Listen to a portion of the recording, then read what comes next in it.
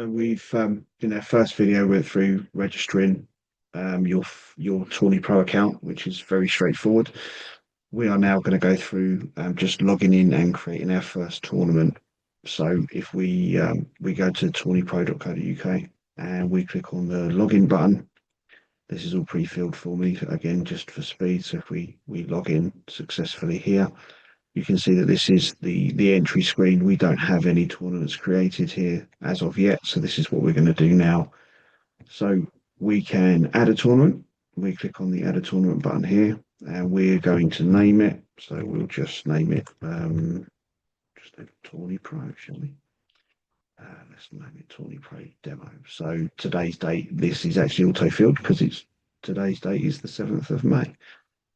We will move it. So let's say that we're going to do it next weekend. So the start date with that we can just do the same date, which will just create obviously a tournament for one day, but we're going to make it a little bit more technical. So we're gonna have it over the weekend. So we'll do the 16th and the 17th because that's pretty much what most tournaments run over the weekend. So registration automatically comes and fills in the day before the start date, but you can change this to wherever you want it to be. Obviously, you can't change it historically previous to the date that it is today, but we'll just leave that as it is for now, and we just save it.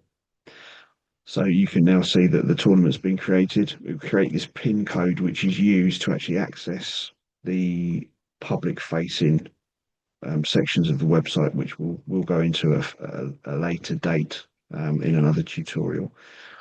So once this is set up, we can click on the admin button.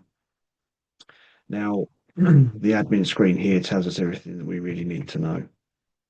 At the moment, our current tier, as you would have seen from the front page, we have 3 different tiers. Our current tier gives us 8 teams. We can upgrade that if we need more. But at the moment, we're just going to go through setting up the tournament. So the first thing, the left-hand sidebar is quite intuitive. It kind of gives you the kind of the rundown of where you need to go next when we're setting up a tournament. So right now we need to add information about the tournament so that we can then send that information out to people so that they can then come along and register, because we obviously provide online invitation and things like that. So but we'll get to that in another video as well. So we'll go to the information tab. What you've actually pre-filled in already is already here. So the start date, the end date, the registration closes, the tournament name. We can put in however much we're going to charge for the entry fee. If it's free, just put 0 in there. Contact name is again from what you entered in the first screen, but we can actually update that. It doesn't need to be there. Add a contact number in here, email address, address, because of the tournament, we've got a physical address, so you literally just write your address in here. Parking details, these are basic things that people always need to know. Refreshment details, they want to know whether medical details. We do a referee section as well. So referees will be able to log in and enter their scores on their mobile phones via an app, things like that. So this password is automatically generated, but you can generate your own if that's what you prefer to do. Payment details in here.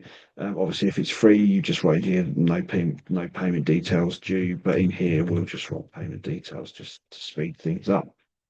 Generally down here, the additional rules and information in here, we would literally write everything that you need to know, everything that you want the tournament entrants to know about the tournament as well.